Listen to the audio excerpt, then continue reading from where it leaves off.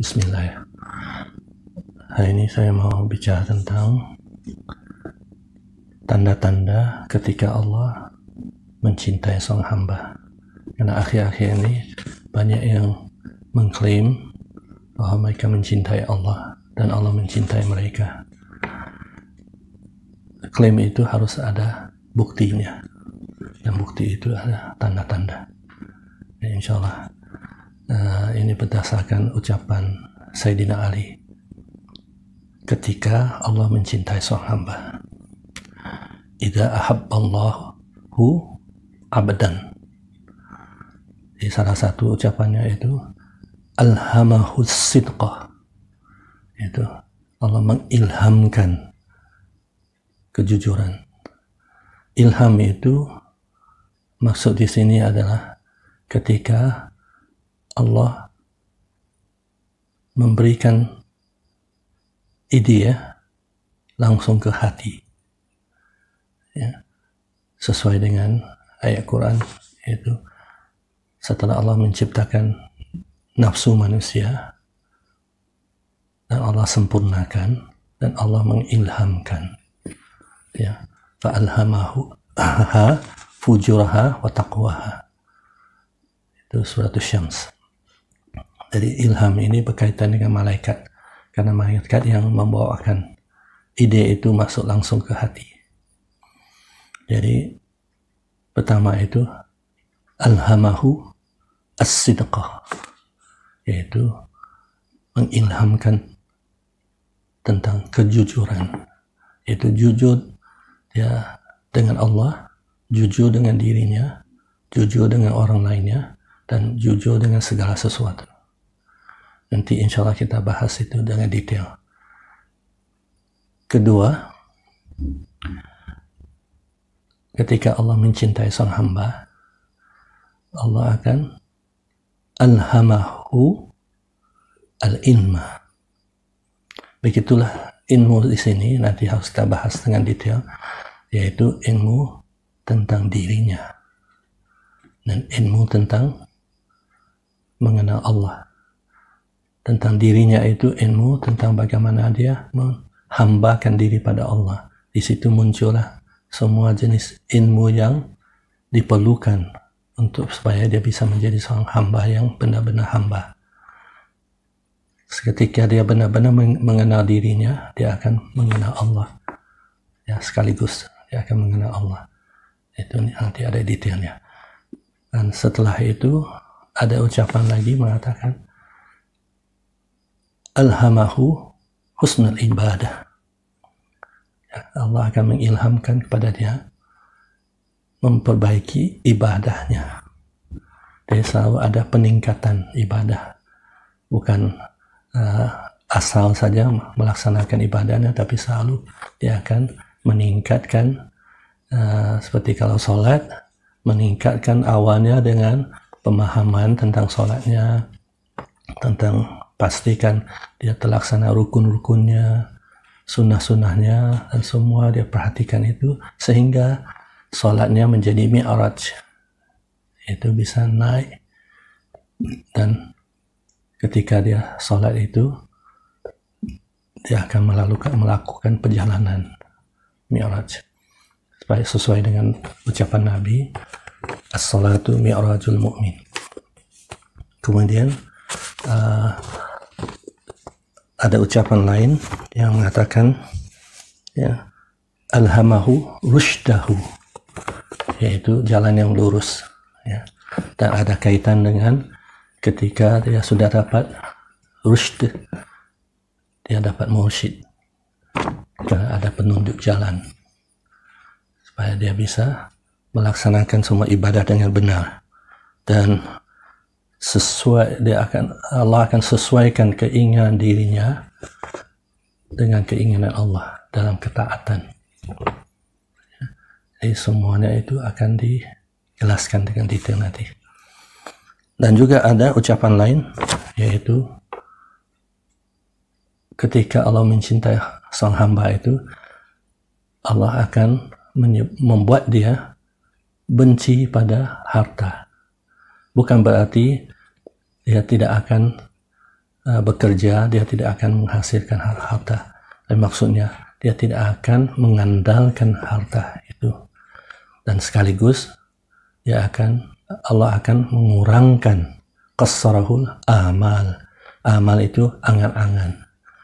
Kan ada ucapan mengatakan al-mal maddatus syahwat. Harta itu akan memperpanjangkan angan-angan. Semakin banyak harta, semakin banyak angan-angan. Jadi kalau dia tidak terpengaruh oleh harta, dia akan kurang angan-angannya. Berarti kalau dia diberikan harta, dia akan memperlakukan harta itu dengan baik, menjaga hak-haknya, yaitu dia akan membayar zakatnya, dan ditambah dengan bersedekah, dan seterusnya. Karena sebaik-baik bantuan bagi orang mukmin itu adalah harta. Ya. Dan berikutnya, Allah akan menyebabkan dia cinta kepada amanah. Ya, Allah menyebabkan cinta pada amanah, yaitu kalau dia dipercaya untuk melakukan sesuatu, melaksanakan sesuatu, dia akan laksanakan dengan baik. Dari urusan dunia sampai urusan akhirat. Karena urusan akhirat itu ada amanah dari Allah juga. Karena semua yang Allah berikan itu amanah. Quran itu amanah. Berarti dia akan mempelajarinya dengan baik. Dia akan mengamalkannya dan dia akan menyampaikannya dengan sungguh-sungguh, tanpa pamrih. Ya. Kemudian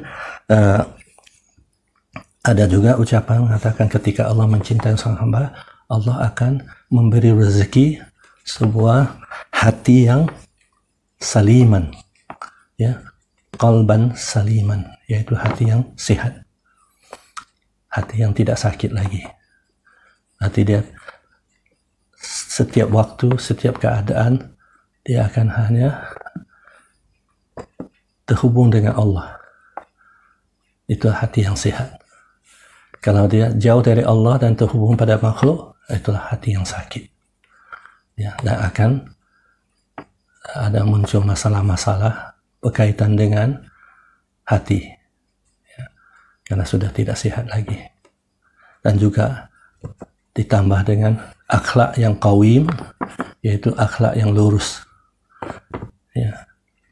Yang orang yang punya akhlak yang lurus itu semata-mata dia melakukan sesuatu itu karena Allah saja.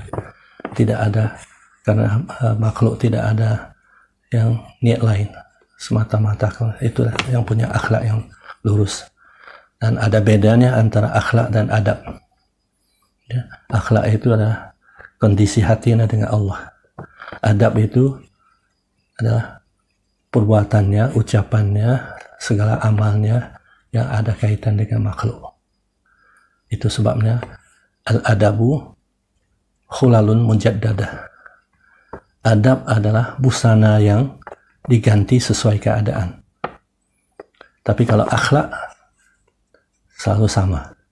Akhlak itu hanya semata-mata menjalankan perintah Allah, semata-mata karena Allah, semata-mata karena kesadarannya Allah senantiasa melihat, Allah senantiasa mengetahui setiap gerak-geriknya. Jadi hatinya selalu terfokus pada Allah. Itu akhlak yang lurus. Kemudian juga ada ucapan mengatakan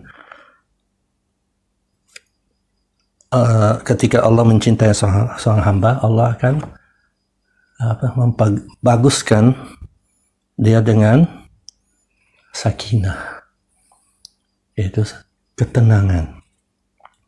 Dia akan menghadapi segala sesuatu dengan tenang dan